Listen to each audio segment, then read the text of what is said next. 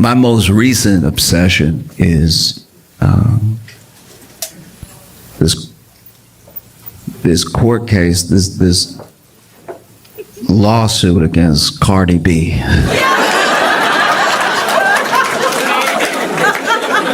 All right. If you're not familiar with Cardi B, Cardi B is a rapper, and she is also a national treasure. Cardi B is incredible, and this case is pretty wild. Basically, what is being alleged in this case is that Cardi B assaulted a security guard. It's alleged that Cardi B assaulted the security guard, and you hear both stories throughout the case. The security guard's story is that she was at work, securing the building.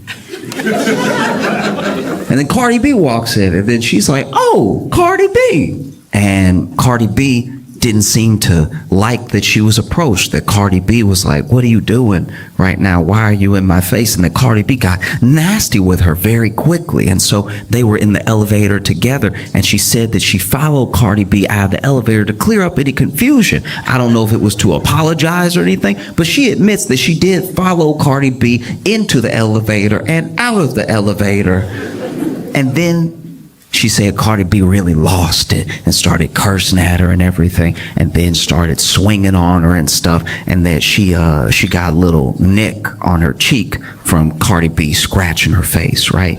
And then the receptionist and the doctor that Cardi B was there to see, because Cardi B was in the building for a doctor's appointment, that they broke up the fight, and then everybody went about their way. But because of this assault, because of this nick on her face, she is suing Cardi B for about $24 million.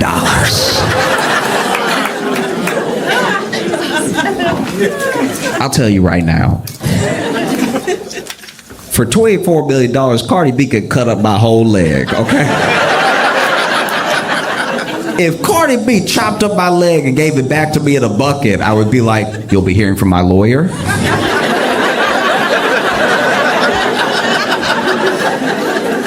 $24 million. That's crazy. So then, Cardi B's account of things is that she was going to the doctor. At the time, she was pregnant. She didn't want anybody to know she was pregnant. She didn't tell anybody, and she didn't even tell her security guard where she was going that day, her personal security, because she was just trying to keep this whole thing private, right?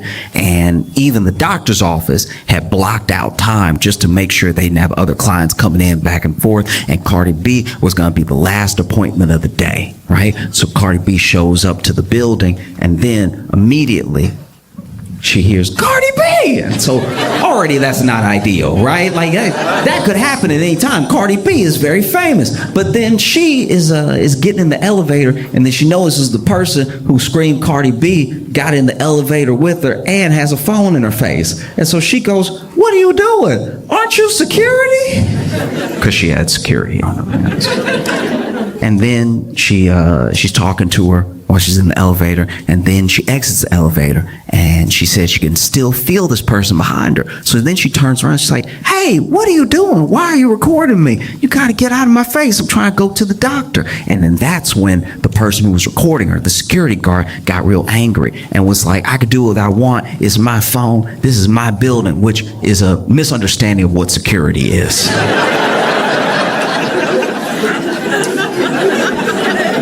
If that really was said, oof. I've never met a security guard who thought they were clocking in to own the building for a little while. But then they got into what Cardi B says was only a verbal altercation. There was the receptionist and the doctor that came into, I guess, the hallway to break things up. But she said, "I didn't touch her, she didn't touch me," so I didn't really think of it again, because if you don't know Cardi B, you should at least know that she's used to verbal altercations. I'm sure they don't stick with her. She was on Love and Hip Hop. And so then she just sort of goes about her life, and then she gets hit with this $24 million lawsuit. This whole thing, to me, just my opinion, but this whole thing feels like when that dude tried to sue Gwyneth Paltrow for millions. Remember that dude, Gwyneth Paltrow, if you weren't familiar with this, basically Gwyneth Paltrow went skiing one time, and then this other dude went skiing, and I don't know exactly how it went down, but I guess they bumped into each other at some point, and then the guy got up and he was like, "Wow, you're Gwyneth Paltrow."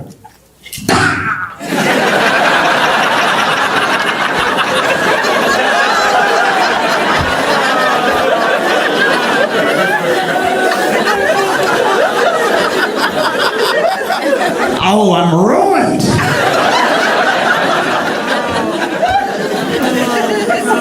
No, because this is the thing. Coming after Cardi B seems like kind of easy in a lawsuit like this, just because she was on shows like Love and Hip Hop, and in Love and Hip Hop there's a lot of this. In Love and Hip Hop, whether you're watching Atlanta, Hollywood, New York, there's a lot of almost fights. You know what I mean? Usually it is stirred up by the producers. They get everybody nice and drunk, and then they're like, "Hey, you won't believe what she said," and then they always believe what she said. And so, you know, Cardi B's been known to pretty much never back down. In fact, there was this old case. I don't think anything ever came to it in like a court sense, but Cardi B was doing I think it was a festival, could have been a concert, and somebody threw something on stage. You know, somebody threw like a water bottle, and this has happened a lot in like the past. I don't know, people lost their minds through COVID and everything, and now people sometimes even film themselves throwing something on stage. I don't know if it's like to get a reaction out of the performer, and every performer has a different reaction to it. There are some people who, as soon as something gets thrown, they walk off stage, show's over, and they don't even try to continue. There are some people that try to dodge it, act like it didn't happen. There are some people that try to dodge it and then try to find the person who did it and get security to kick them out and everything. Well, basically, there was a time where someone threw a water bottle at Cardi B, and I believe she dodged it, but she must have seen who did it, because she immediately threw the microphone at them.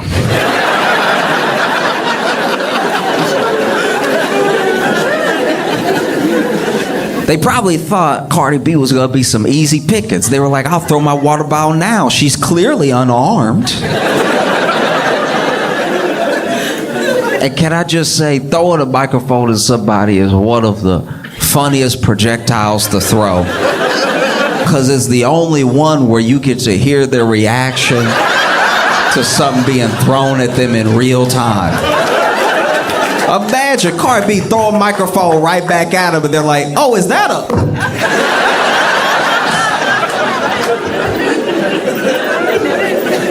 Last thing the crowd hears before the show ends is, "Whoa, watch out!"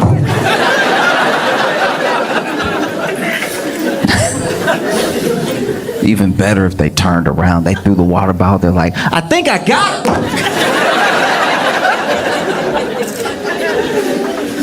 And so, well, they had this court case, and I don't know. Cardi B better than me. If I were me, I'd be losing my mind right now. $24 million for. That's what she's alleged. Like, the security guard is alleging $24 million. I don't even think I got $24 million worth of head. I think even if I was in a horrific accident, I'd probably only get like 10, maybe. And that's with half the head missing. $24 million just feels insane. And so, you know, they go to court, and Cardi B's got a lawyer, security guard's got a lawyer, and security guard's lawyer does seem bad at this. I don't know the law. I'm not a lawyer. I don't even know some of the stuff they're saying. When they get into like the real nitty gritty, like the weedsiness of the law, I don't know what's happening, right? All I know from all my hours of watching Law and Order is that if you're a lawyer and you're talking in court, you're talking, right? And then the other side keeps saying objection, and then the judge keeps saying sustain, you're not exactly doing well. And that's what's been happening this entire trial. The judge basically sustaining the whole thing. Like, this lawyer for the security guard keep withdrawing his own questions mid-question because he can feel a sustain coming. And like, some of the questions don't have anything to do with anything. It's one thing if you're badgering the witness, or you're really trying to like rile them up and get them to admit something, you try and catch them in a lie or something like that. It doesn't even feel like that's what's happening. This dude will just be asking questions that have nothing to do with anything or the case. It feels like he's just a Cardi B fan. The amount of times that Cardi B's lawyers have had to say objection, relevance is astounding. He's asking her all sorts of questions. At one point, though, he gets back on track and he asks Cardi B, you're saying that you felt threatened by my client. The security guard says, client, you're saying you feel threatened by my client. I'm wondering why you feel so threatened. What was the issue? What was the issue? And then Cardi B says, I was pregnant and she's coming at me. I think she wants to beat me up and I'm pregnant. Hello? Hello? And then he goes, hello, hello.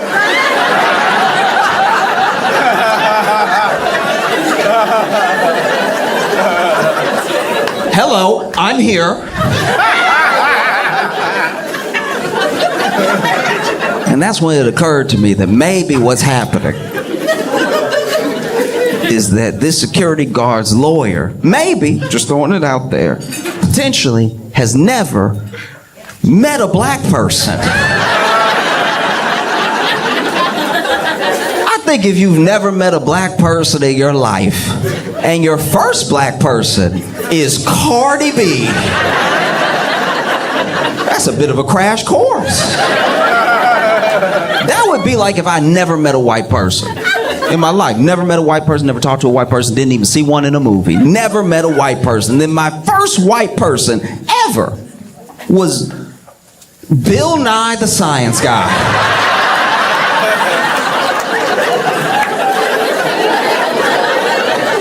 I think I might be walking away with some incorrect assumptions about white people. I think I go back home and tell all my friends and family, oh yeah, white people, they love space. No, they got a bunch of facts about turtles ready at the hip. Oh, and they love bow ties. Can't stop them from wearing a bow tie.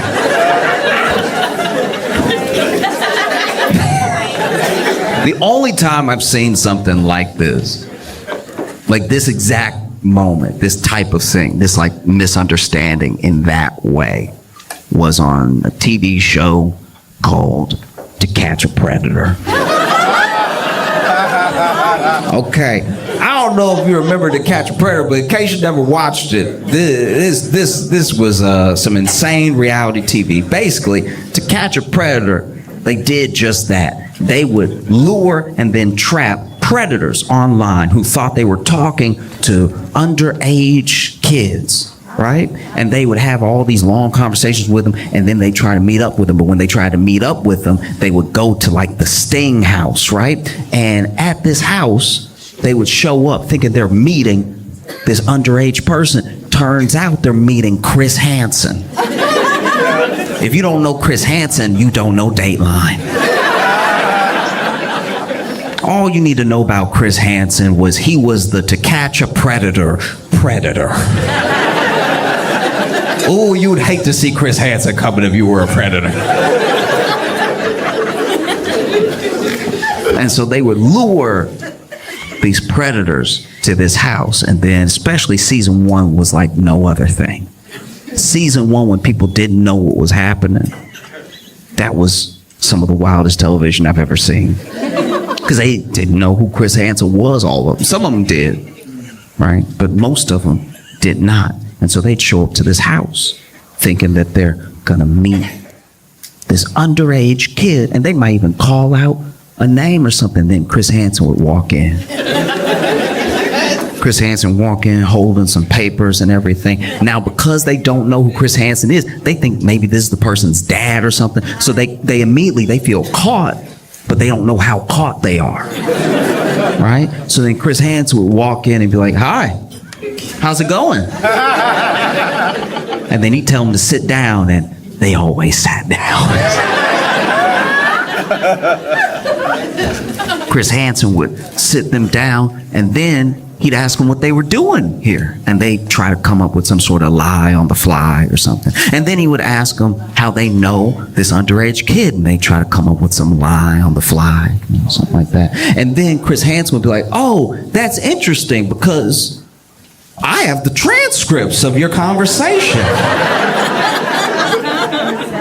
And no matter what color they were, you watched the color leave their face. And then Chris Hansen would ask them what they meant by certain things in the transcript of the messages and stuff, and these people would just sink. They were just terrified, devastated, right? And then Chris Hansen would be like, "Okay, all right, you've answered all my questions. You can go." And even the predator would be like, "What? Really? Like, yeah, you can go. You can go." And they'd be like, "Oh, okay. I mean, I thought my life was ruined or something. All right." And then they would get ready to walk out. And when they walked out, they were immediately tackled by the local police department. And not just tackled, like properly football tackled. This would have been unnecessary roughness in the NFL.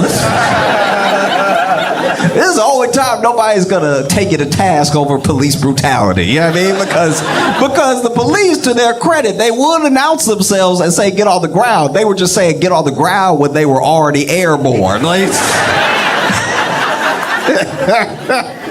Police would be in the air, legs up, "Get on the ground." It's like, you know your shoulder about to be in his neck. They would tackle him and they cuff him up, and then they throw him in the car and they take him to jail. And then in jail, they would go to the interrogation room and they'd have to answer all of Chris Hansen's questions all over again. I guess him asking was just practice. And there was this one time where this guy comes in, and I don't remember what season it was, but this guy had a very interesting aesthetic. Like he was white, but he had a very like Vanilla Ice vibe to him. You know what I mean? And so he walked in, but when he walked in, he was like.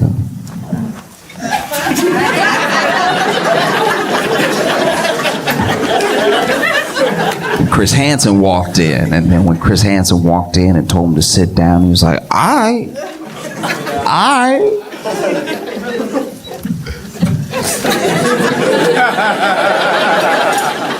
And then Chris Hansen does the thing that he does, asks him why he's there, asks him why he's been talking to this underage kid and everything. And then a thing I forgot to mention before that also happened in all the episodes was when Chris Hansen finally announced himself, where he was like, "I'm Chris Hansen with NBC's To Catch a Predator." Cameras would come out from all these different rooms, right? And it was always, without fail, too many cameras. It was always a number of cameras where I'm like, there's no way all those cameras on. There would be people with cameras in the hallway because they couldn't get in the kitchen, just lifting the camera up. Be way too many cameras. And so then the cameras roll in once Chris Hansen announces himself, and then this guy sitting there pulls down his cap a little bit and says to Chris Hansen and all of the cameramen, "I'm not really trying to be on TV, you feel me?"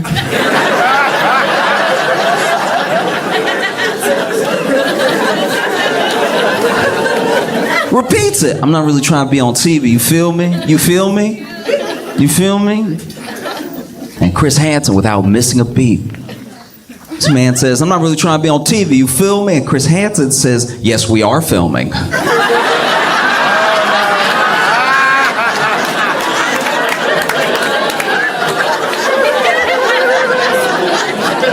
And haven't seen such a misunderstanding.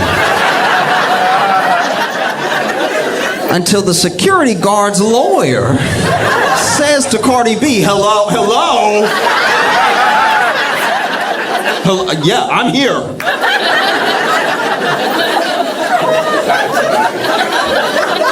That man lucky. That man lucky. Cardi B at no point in her testimony hit him with a like that. That would have broken his brain. That would have ruined his life. He would have bent his knees. Oh! Everybody get out! What's happening? No. Because once again, this dude is wild. This dude is asking her questions about things that have nothing to do with anything. At one point, I think he's really, in his head, he's having his like Perry Mason runaway jury moment. Like he's doing something right out of Law and Order in his head, because he gets his planted stance. He starts going in on Cardi B, and he says, today versus yesterday, all right? Yesterday, you had short black hair.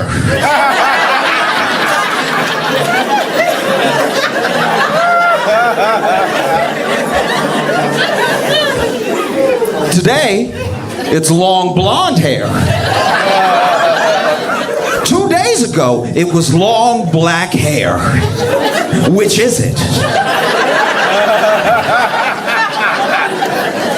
I don't know why he thought he had her. That was incredible. I don't know what I think he expected Cardi B to be like, I don't know. Oh no. What's happening? I thought he probably had some follow-up questions ready. It's like, if you're changing your hair, how do we know you're not changing your story? All right? Miss Cardamom Basil. If that is your real name.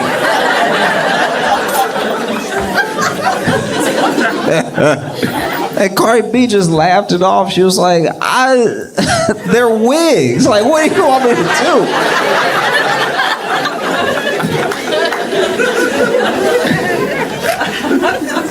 And then, he gets into the stuff that's more relevant to the case, and he's trying to grill her back and forth with question after question after question, and he finally gets to this point where he's like, why did you feel threatened? She says the pregnancy thing and everything, but he's like, you said yourself that my client is about your height. Why would you be intimidated by her? And then Cardi B goes, yeah, I mean, she's a little bit taller than me, but she's bigger than me and everything, and I don't know what she wants to do. Now it seems like this person wants to beat me up. I don't know. Like, I don't know if they went from wanting a picture to beat me up or just wanted to beat me up and record. I don't know what's happening, right? And so then this guy goes, why are you so intimidated by it? You're saying that she's bigger than you. What makes you say that?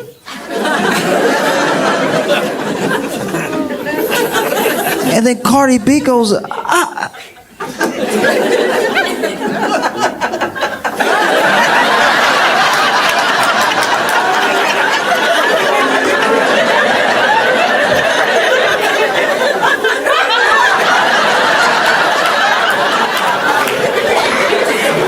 But do I have to say it? No. And then he's like, are you calling my client fat? Are you calling my client fat? All right? Did you call her fat that day? In fact, you called her fat that day, didn't you? And then Cardi B is like, no, I was only calling her the B word. Like, it was really just that. I didn't really have time for anything else, Sort of said that over and over again. Didn't really get to work in any other details. And this lawyer, I don't know, like, it's like now what we're getting into is stuff that I guess isn't nice, but I don't know how it helps his case, because then he just keeps egging it on. He's like, but you said that, and you said other things, didn't you? You said other things. And then Cardi B, to her credit, it starts admitting everything that she said, right? She starts just repeating verbatim in court. She just cursing in court openly, just non-stop cursing in court, right? And he's like, is that what you said? Say exactly what you said. I mean, she's right here, right now. Say it again. Say it to her face. Say it again. And then even Cardi B is like, what is happening? Like, you want me to curse her out again? Like, is this one like a freebie or something? Like, I can't tell what's happening. It's like, no, you were so threatened. You were so completely threatened by my client. What makes you so threatened? And then she's like, well, at the time I was pregnant and I was 130 pounds. All right. And then she was like twice my size. You know what I mean? And then once again, he gets on the same thing. He's like, are you calling my client fat? And she's like, no, I'm not saying. She just, No, what? I don't know. What are you trying to say? Say it. Say what you want to say. There's no harm here. Say it. She's security heavy.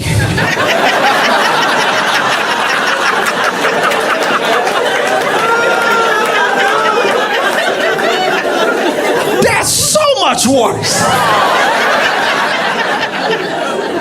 And this man keeps going. He's like, what do you mean security heavy? What are you trying to say? She's security heavy. What does that even mean? And Cardi B is like, she built like she protect buildings.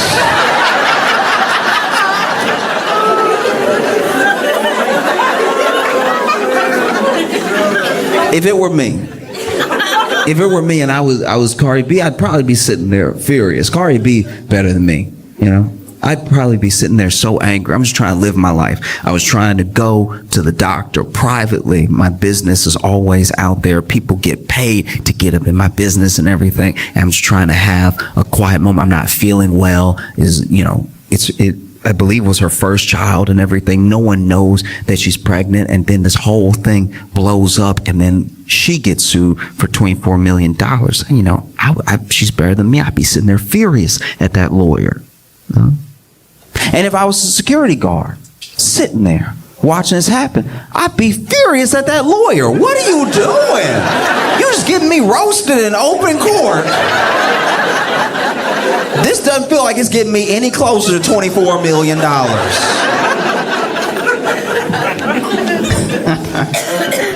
Oh.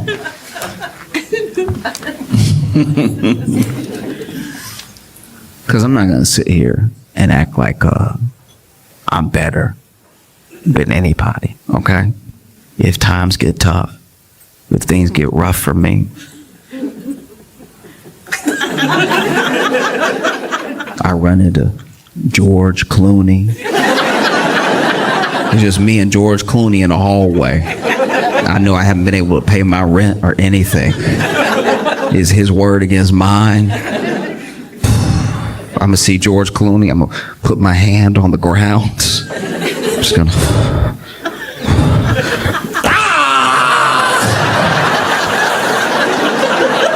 Look at what George Clooney did to me.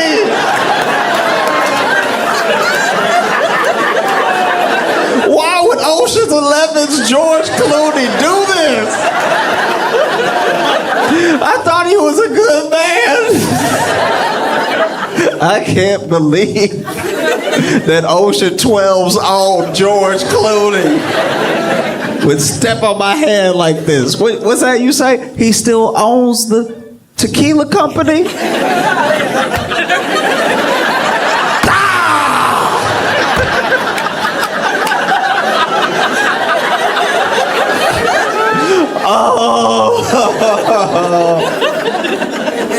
Oh no. Who would have thought Ocean's 13 George Clooney would be capable of something like this? I thought he'd be president one day. Nah, easily. It doesn't have to be George Clooney. I don't even need like A-list. I really don't. If I see Neil deGrasse Tyson times are tough, I run into Neil deGrasse Tyson. I'm throwing a bowling ball straight in the air and catching it with my head. I was like, oh no! I can't believe Neil deGrasse Tyson did one of Newton's laws of motion to me.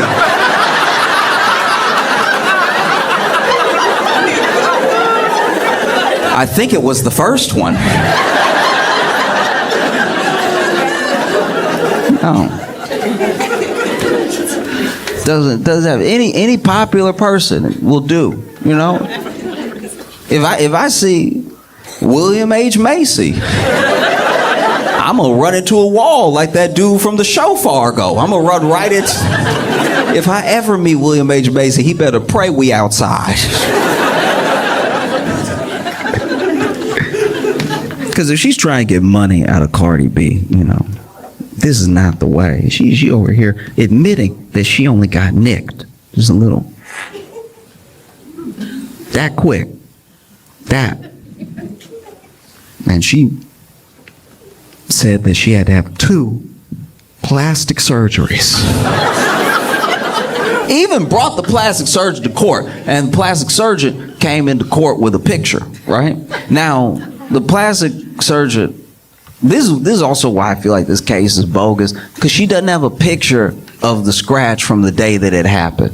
Her plastic surgeon had to come in and do a before and after picture, and honestly, I don't know if that dude, the plastic surgeon, I don't see what he did. Like, it's... Even when they tried to show the cut, like the little scar that Cardi B supposedly gave her, maybe they didn't zoom in enough. Like, I don't know what's, but they had the little line pointing straight to it, and I'm squinting. It doesn't even look like Cardi B did $24 of damage.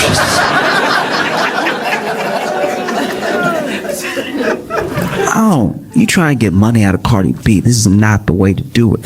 All you got to do is make sure y'all are still alone. The other problem, and the reason this whole case feels fishy, is because her lawyers, and I suppose even her, didn't want the receptionist or the doctor that broke them up testifying. That seems suspicious. If I got $24 million worth of damage done to me, I'd call everybody who was within earshot. You know what I mean? Oh, you heard me. You remember? I was like, oh no, $24 million just fell out of my face, right? So the fact that her lawyers didn't want those people testifying seems fishy. And then you kind of understand why. I don't know if she was a fully surprise witness or anything, but I know they were trying to block it for a long time. And so the receptionist finally sits down on the stand and testifies, right? And the security guard's lawyer is over here asking just all the relevant questions, right?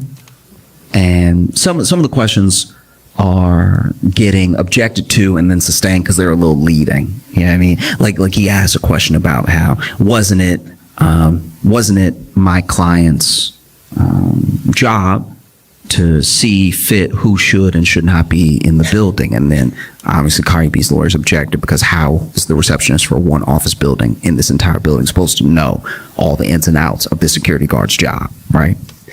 And they get to this moment where the receptionist comes out because she says that she heard a commotion, and she gets out there and Cardi B is up against a wall like this, like back up against the wall, and security guard is yelling in her face, right?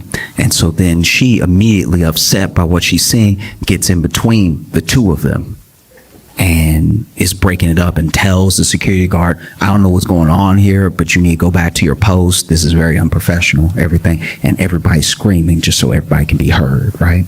And the lawyer gets excited. He's like, and so do you think that this could be the moment that Cardi B scratched my client's face? And then the receptionist goes, actually, I'm really the only one that got hit out of the both of them. Like, you know, you try to be a good Samaritan, but... And not only does she say that she's like the only one that got hit between them, but she got a scratch on her face, a scratch that bled, and a scratch on her face that bled that came from the security guard. You could tell the lawyer's out here panicking. He's...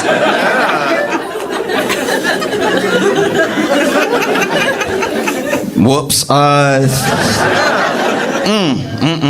Okay. All right.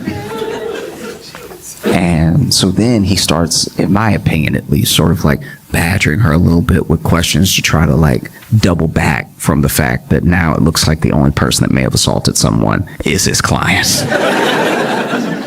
And so he then says, he's like, yes, but you also weren't there the entire time, so you didn't witness the entire altercation. Maybe Cardi B spit on my client before you got there. Maybe she scratched her face before you got there, but you got there and you broke it up and you say that you didn't see anything. But maybe something happened before you got there. You don't know. You don't know. And then the receptionist was like, yeah, I guess I didn't know what it was like to be there till I was there. Yes, I suppose. You got me there. Because it's not just the scratch, I should point out. The scratch is the main thing, but the security guard is also, to my knowledge at least, alleging that Cardi B got her fired as well. You know? And then they had the doctor testify. And I won't say that the security guard's lawyers tried to poison the jury, because they were pushing a narrative the entire time. And the narrative was that obviously the receptionist and the doctor would back Cardi B because she was a client of theirs, a patient. So it benefits them to back up her story, right? And they even say as much while the two people are on the stand, you know.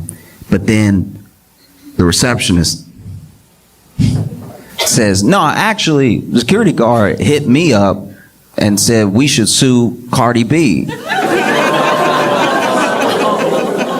And I was like, nah, because you started it. Which is also not great for a security guard's lawyer. He's over here, okay, well, look,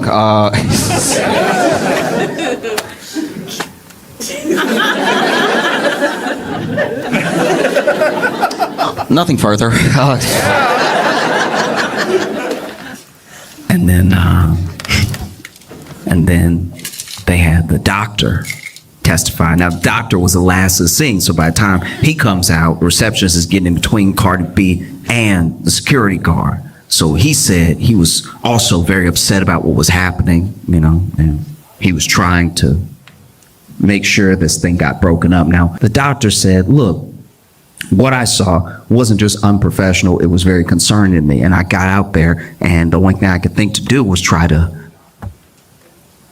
match the body language of the security guards. I don't even know what that means, but I imagine it means he ran up out there, he saw three people arguing, and he was like, hey!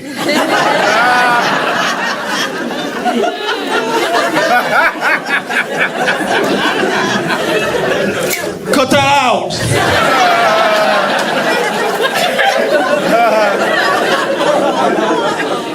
Because by his own account, it's not like he the one pulling people from people or anything. Receptionist has already broken it up and taken some punishment, and so... And then took Cardi B in, they had their appointment and everything, and then he was so disturbed by what happened and what he saw that he reached out to Superior for the security guard, and, you know, said that soon after that she was taken downstairs during a shift and like let go, right? And that also doesn't look great for her case, because she alleges that Cardi B got her fired, and now this dude in open court was like, no, it was me. It was me. It was me 100%. And I guess I'm just coming from a place of like, if you really wanted to sue Cardi B for $24 million, you don't wait until there's other people involved that are all going to have different accounts of what happened. If you wanted to sue Cardi B for $24 million, you just walk up to Cardi B before she gets in the elevator. Say, hey, Cardi B, how you doing? And then throw yourself down some stairs. That's gonna be the easiest way to do it, you know? Throw yourself down some stairs, all the while screaming out Cardi B singles for every step that you hit. You finally hit that last step, you're like, oh, why would top charting artist Cardi B do this? Oh, she's really about that life. These are bloody shoes.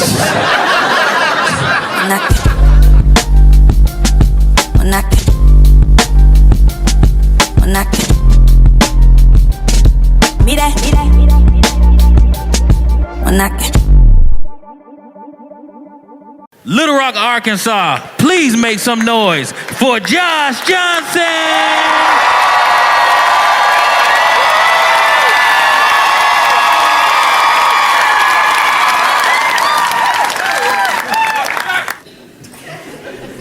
I don't know if y'all heard, and I am not an expert. I'm still learning facts about what happened as it's happening, okay? But this whole like Signal group chat thing is one of the...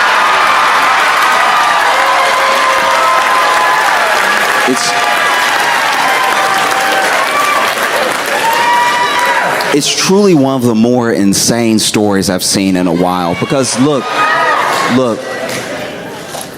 let's be clear with one another, okay? I can only pass so much judgment because I'm not good with two things: phones and secrets. Don't tell me a secret. Don't. You know, I try to be a good friend, and sometimes being a good friend comes with people trusting you with their secrets, and I wish they wouldn't. I really wish they wouldn't, because as an example, I have a friend who she went to Barbados, and I don't think she was drinking or anything, but they drive on the other side of the road and stuff, and she came back from that trip. I try to be a good friend. I asked her how her day's going. I asked her what her trip was like, just inquiring about her life, trying to make a memory together. Oh, it wasn't so funny when I told you that story about ha ha ha, right? And so sure enough, I asked her how was the trip, and she looking shell shocked. She like, I'm like, hey, you okay? What happened? And she was like, I was driving at night and I forgot which side of the road I was supposed to be on. I just felt a thump, and then I didn't know what to do, so I just kept driving, and now I just know that. Even if I wanted to turn her in, I don't know who to call or anything. I'm like, hey, anybody hit recently by a woman driving on the wrong side of the road? And not only do I not know what to do with that, because I was trying to be a good friend, I was trying to listen, right? That was a mistake. Not only do I just know that now, but I just told all of you, like, don't trust me with a secret. I'm also not great with phones. I'm really not. It's embarrassing. I have Gen Z friends who look at me like I'm super old because I don't know what anything is. And then it doesn't help that anytime they helping me download a new app or get on a new game or something, I don't know what happens to you. I used to judge people that were older than me so hard, but I don't know what happens to you when a young person is showing you something and you just can't seem to keep your mouth closed.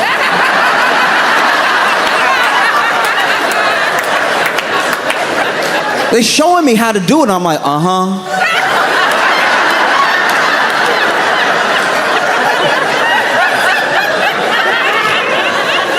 I'm not old enough for tongue yet, but that's coming, I used to show my granddad stuff. He'd be like,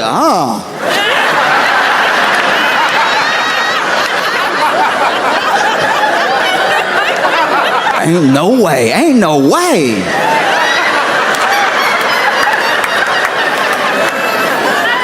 And so they're showing me how to use stuff on my own phone. I can't keep my mouth closed, so I know I'm not good with phones.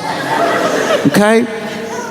I be handling my phone. You'd be ashamed of me. You saw me on a day with my phone, flashlight on half the time. out here struggling, wondering why the battery died. They don't make them like they used to. They don't make them at all like these. I also talk about how they used to make phones. That's how I know I'm also getting older. I remember other phones. They don't make them like they used. That battery used to last through the full week. Meanwhile, I'm spotlighting my feet. Look like my feet are on patrol.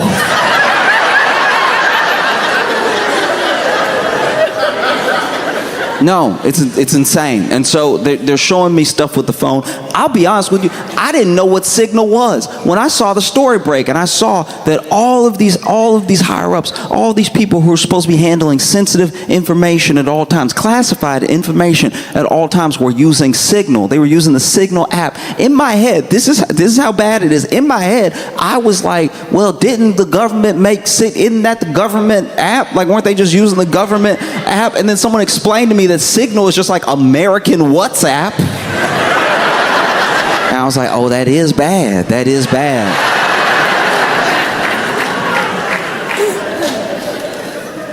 I'm all for modernization too. I'm all for keeping things as modern as possible and learning new stuff. I love when these Gen Z kids are, yeah, that is a loud one. I was trying to, I didn't know what would be ruder, you know what I mean? Like, because I almost said bless you, but then I was like gonna call attention to it, but y'all are like too polite. That is crazy.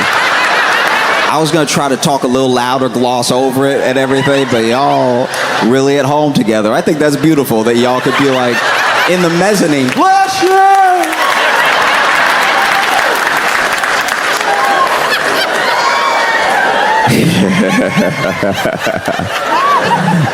Yeah. No, I genuinely, when they're showing me stuff, I really appreciate it. I enjoy learning new things and everything. Sometimes I'm intimidated by how much I don't know about a program, but baby steps, you learn stuff. And when I heard that they were doing all this stuff on Signal, I was like, maybe that's too modern. Whatever happened to a phone call? Jeremy, in the movies, aren't they always on the phone doing this? Where they're like, yeah, strike. Like that. You get taken less seriously as a country when you over here calling bomb strikes with emojis.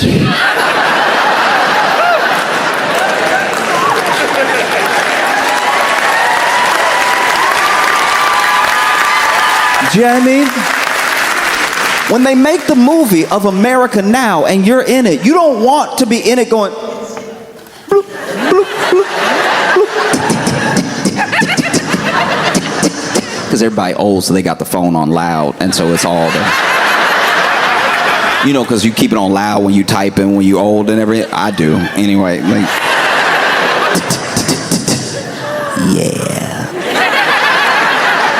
You know what I mean? Way less badass than like, yes, okay. 1,600 hours, all right. All right. Mission go. Like that's at least in that Top Gun Maverick world. Imagine, when I saw Top Gun Maverick, I was like, I get it now. I get it. A part of me was like, I get it. And Top Gun Maverick did a great job of like not saying which country they were killing people from or anything exactly. You know it's kind of Russian, but like, is it really? And then sure enough, John Hamm standing there. That last sequence, they about to fly off that mission. You worried about Tom Cruise and everything. It's like, hey, these kids are his responsibility, you know? You worried about Rooster. Is he gonna rise to the occasion, you know? He gonna feel his daddy's footsteps. And then John Hamm standing there, arms crossed, and he just goes, send them. That is wild. Imagine if that movie was just John Hamm being like, tick, tick, tick, tick, tick, tick, tick, tick, tick, tick, tick, tick, tick.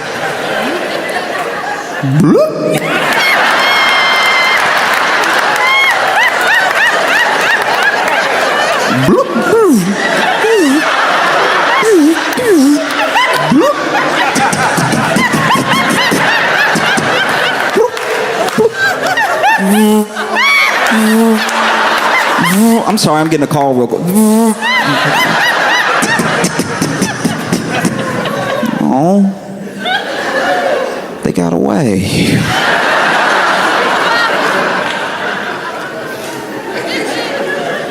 And so there's all the talk around it as well. It's so hard to understand any story that comes out now because the spin is as fast as we disseminate the information. You know? So as soon as we were even hearing about this, there were people that were like, actually, they leaked that on purpose. They added this journalist to the group chat on purpose so that they could look like such a cohesive administration, and then he would leak it, and then they'd be like, yeah, we all friends. Because if you're not familiar with what happened, there was a strike that was being planned in Yemen, right? And there's a journalist that accidentally got added to the group chat, and the people in the group chat are like J.D. Vance and some heads of like intelligence and Pete Hegseth and stuff like that. And no one at first was really owning up to who added him. We later find out that I'm pretty sure Walls added him, and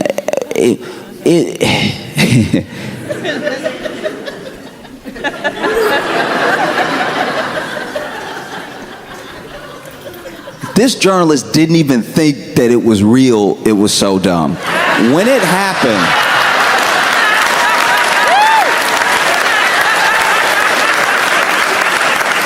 happened, this dude, you know, I'm assuming, because he's also a bit older.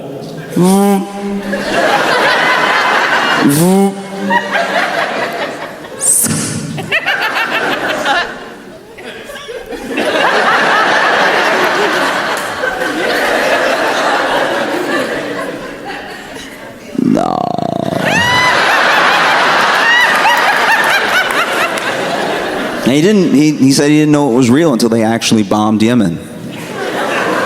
And then he, you know, comes forward with, hey, they sent me these plans. He had already left the group as well. When he realized, yeah, I mean, you're not supposed to be in the room.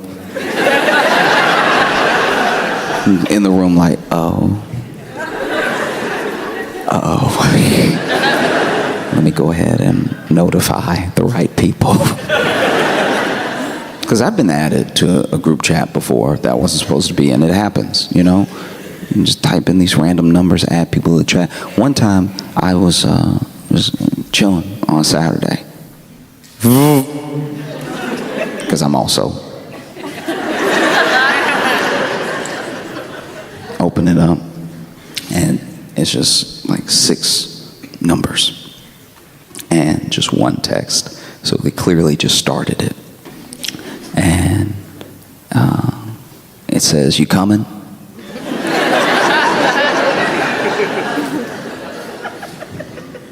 I could have been a good person.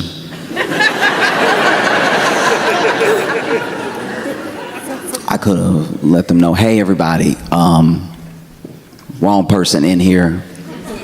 I don't recognize any of these numbers. I don't think y'all know me. But have a blessed day. But I didn't do that. That day, evil did win. And so, you know, you coming, we're waiting on you, right? And so I was like, trying to make up my mind. And then they text back in all caps, what, with an exclamation point and a question mark and an exclamation point, what? And I was like, yeah, I'm not sure about it. I don't know if I feel like it today.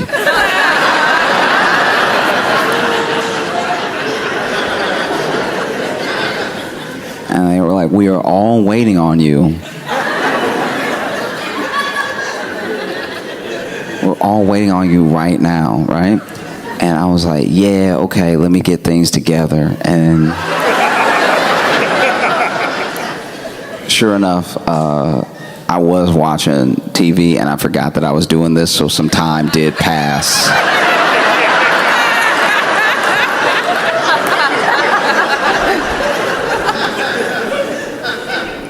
And finally I got another text. I was like, hello, all caps, question mark, question mark, question mark. So they mad.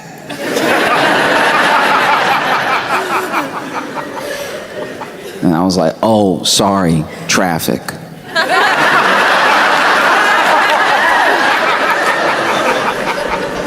And they text back, traffic with a question mark. I'm like, yeah, it's crazy out here.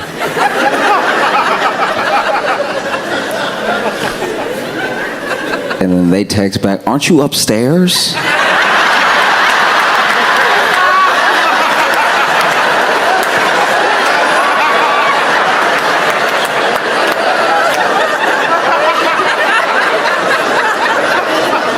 And admittedly, that was too big of a swing to take, you know? So I was like, oh, yeah, you know, I meant traffic, like, in my mind. Like, I'm just, there's too much going on right now. And they were like, come down here now, right?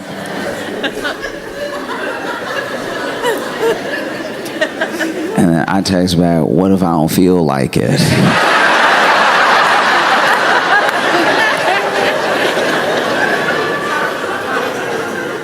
And they text me, we've been waiting on you, only you, this entire time, and the wedding is in an hour and a half.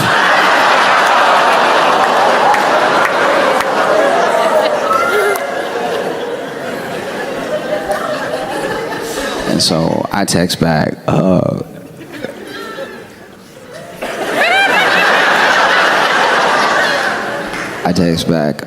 don't love him, right?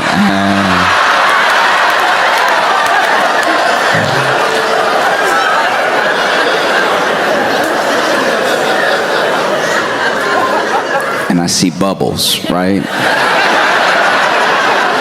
I see the 3 bubbles going. That bubble is furious. It's disappearing a little bit, whoop, and then like coming right back. So in my head, they cursing me out, right? And then it finally comes through, and it's just 3 letters. It's, who? And I was like, okay, thank goodness. That was too big of a swing to take. I'm glad that I'm not the bride.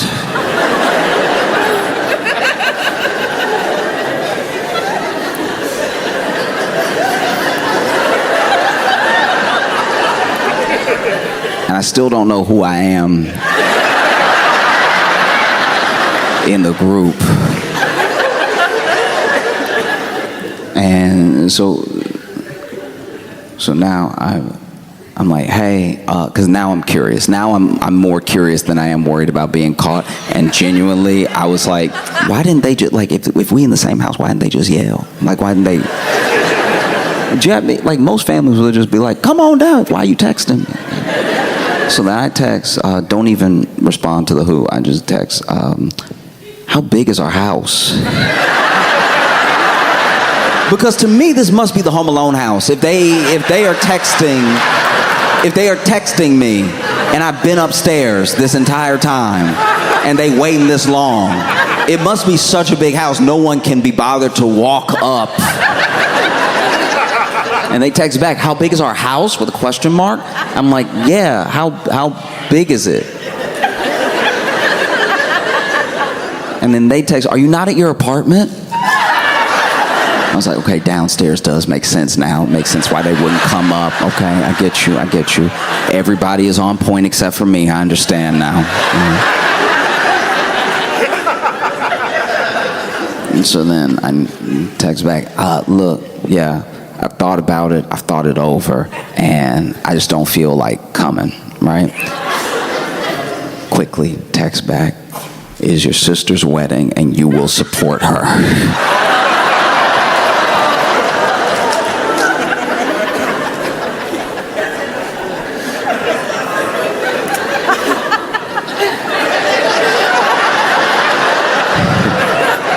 And I text back, nah, dog, right?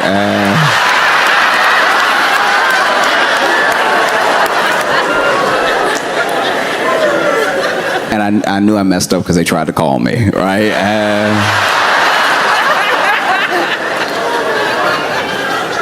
Finally, I had to be like, okay, look, I'm not your relative, with a question mark. I'm just like a random guy. I was just joking. But yeah, you should probably text whoever you think you're texting because they were very late.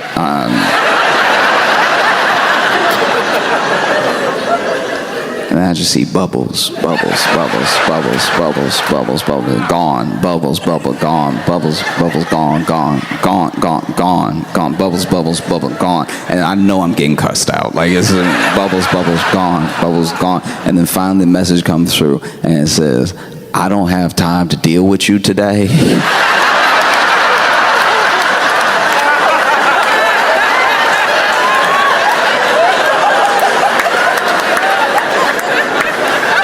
But please believe when I have the time,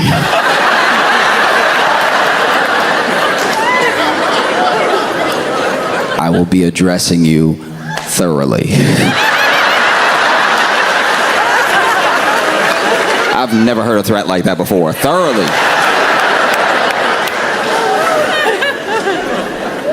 And so I text back, you text me.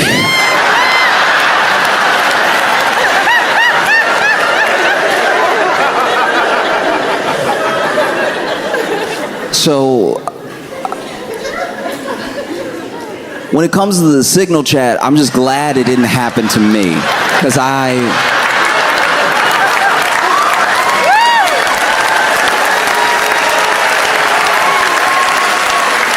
would have made things infinitely worse. It would have been like, we're go for strike in Yemen. I'm like, hey. Y'all ever ate there though? Like, some good spots. Why don't we just let the plane take a day off? Like, chill. They'd be like, who is this? And I'd be like, y'all text me, all right? Asking me who this is. That's like one of the top 5 Southern pet peeves is like calling the wrong number, and you called the wrong number, and then you're like, who is this? And they're like, you called me. Explain yourself. Who are you? You the one in my house right now with your voice. You're the intruder. Explain yourself.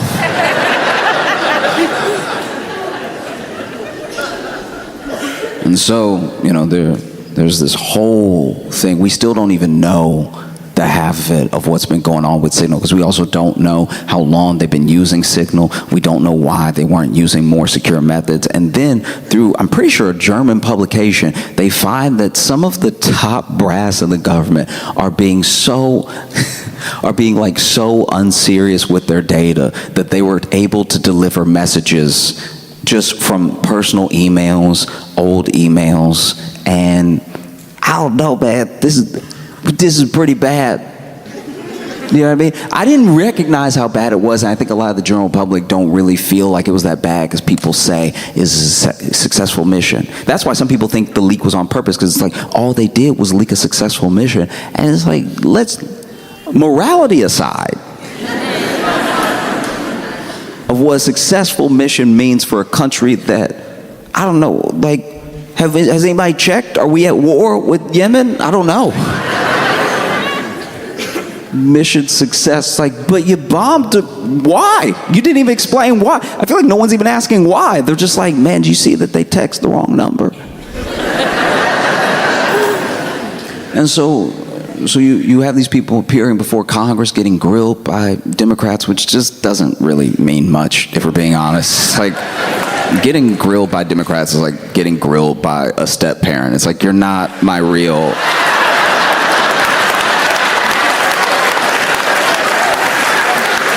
But what are you gonna do though? What are you gonna do about it? It's like the first time you get big enough to really step to your dad, and you know you should do it, but you're like, what you gonna do though?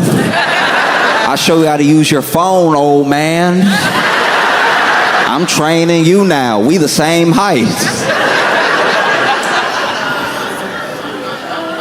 No, it's truly devastating. It's bad because never mind the fact that there are so many leaks, so many breaches, so much hacking going on, but there are still, like, you know, potentially entities from other countries that have infiltrated through other hacks that we forgot about because we get hacked so much we don't really care. I knew a dude when I was growing up that had his house robbed so much he moved and didn't tell anybody but left some of the stuff so they would only rob that place. Bit by bit consistently. And it feels like that's what we do with our data. We're like, they're gonna get it, let's just parcel it out. You know? And so you see these officials appear before Congress, and people all of a sudden are getting a very abstract interpretation of what war plans are. Because they're being asked point blank by journalists, like, what are those war plans? And they were like,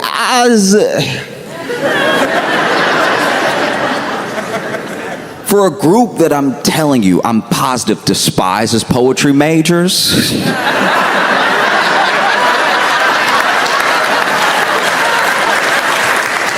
I know for a fact you hate liberal arts, but when they asked you to your face that they were war plans, it's like, what is truly?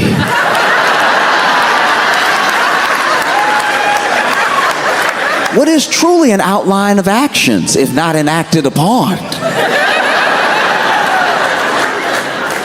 Be fit for me?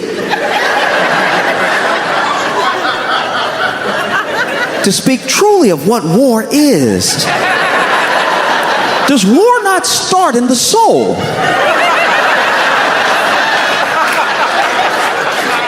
War as a concept is all around us. Love is war. Pain is war. Life is truly war. Yeah, but the text message where they said the date and the time and where the pilot was gonna be are those war plans. What does it mean to have a plan, you know? As Mike Tyson once said, everyone has a plan until they get punched in the face.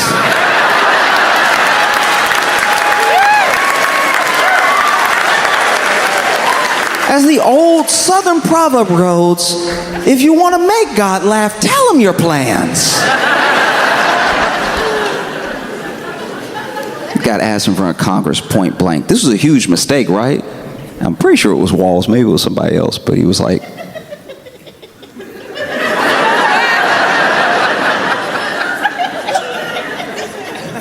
no.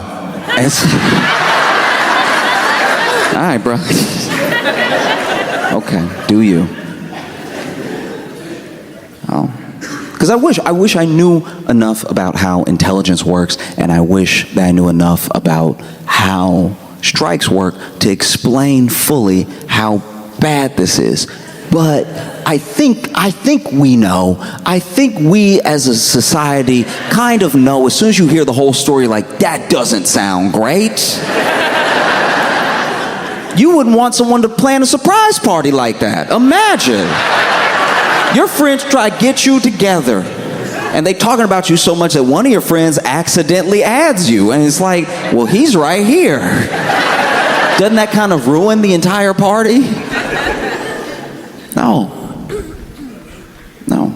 It's so much around phones that people don't understand. There was one thing, I didn't understand this until recently. I didn't know that you don't know, you have no idea who you are to a woman until you know how you're saved in her phone.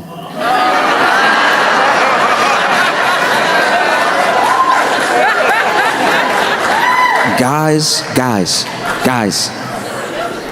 every man in here, we are not ready for the names, for the shorthand.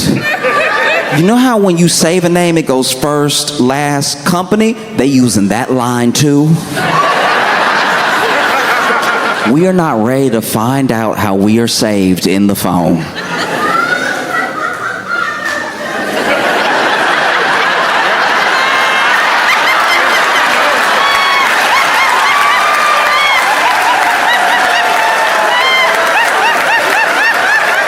Telling, that's what telling is.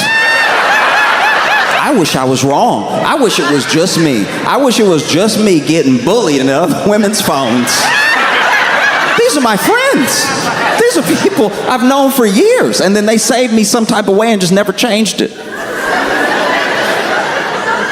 Years ago, this is why I first had a hunch. Years ago, I was with a friend, and we were hanging out. This has to be like 12, maybe even 15 years ago. We were hanging out, and she lost her phone. So she was like, can you call it for me?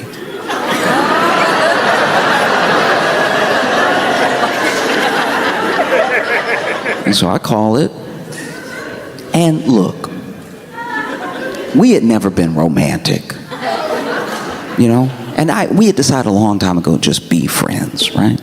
You know, and calling. I'm hearing a little.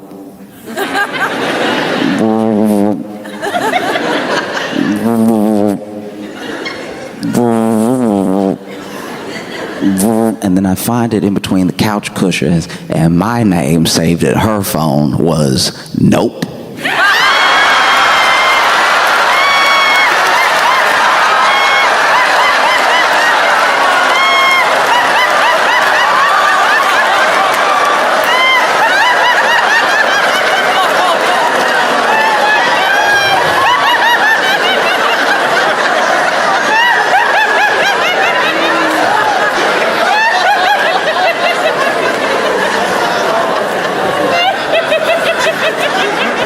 Guys, we're not ready. There's no world where we're ready for how we are saved. And okay, all right. Some of them are so accurate as well that it's like you'll never recover.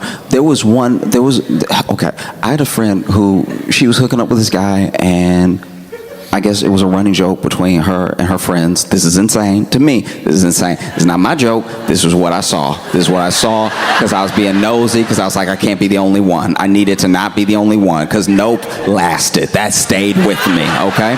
So I was like, let me see what other people are saying, right? And they say this one guy in her phone, and it just said, Little Hitler.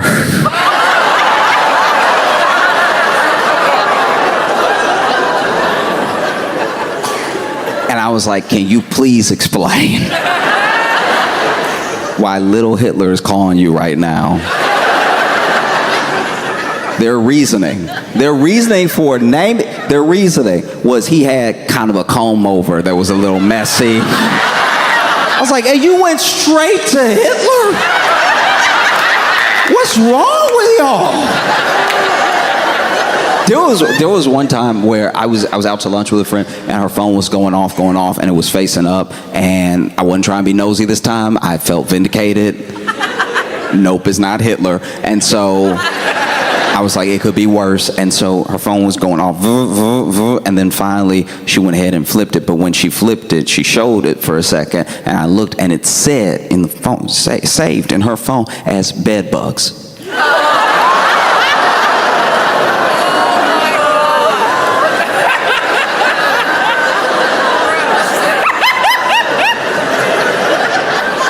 And so I was like,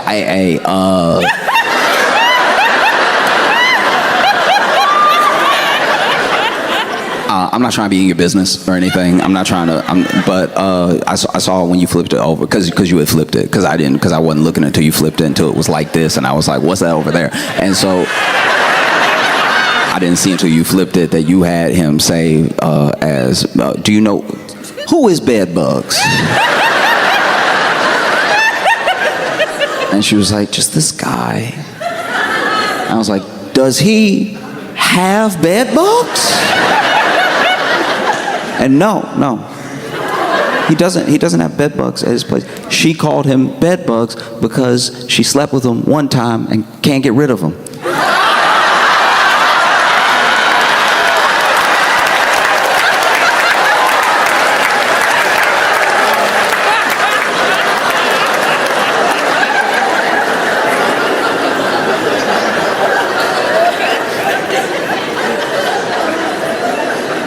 And so when Walls is like, hey, sometimes people get added to the group chat under a different name, under a wrong name. Hadn't that ever happened to you? And then the nation was kind of like, no, I don't think it has. Not like that, not exactly, unless you have them saved different. You know what I mean? Unless you have this journalist saved as like war buddy. I don't know why you would accidentally add him to the chat. It's one of the first major screw-ups of the administration where they themselves are actually like, uh-oh. Oh no. Look, we didn't add him by accident, because I don't know if you saw this, but we didn't add him by accident, okay? He hacked in. Yeah, this dude hacked in. They ran with it for a day, and then it dies. Because when you look at the journalist, I'm not trying to make fun of him, but he doesn't look like he really hacking like that. Like that. I know he got glasses, but not everybody with glasses hacks, all right? Jeez.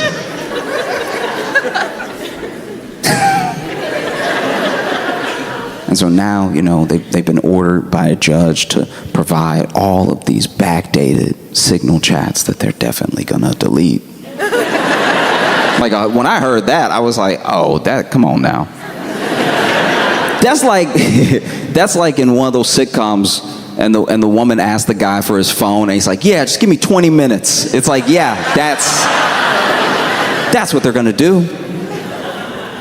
No, it's insane. And it's like, successful mission, but by what metric? Why did we bomb Yemen? I still don't know. I would keep asking, but I'd probably disappear.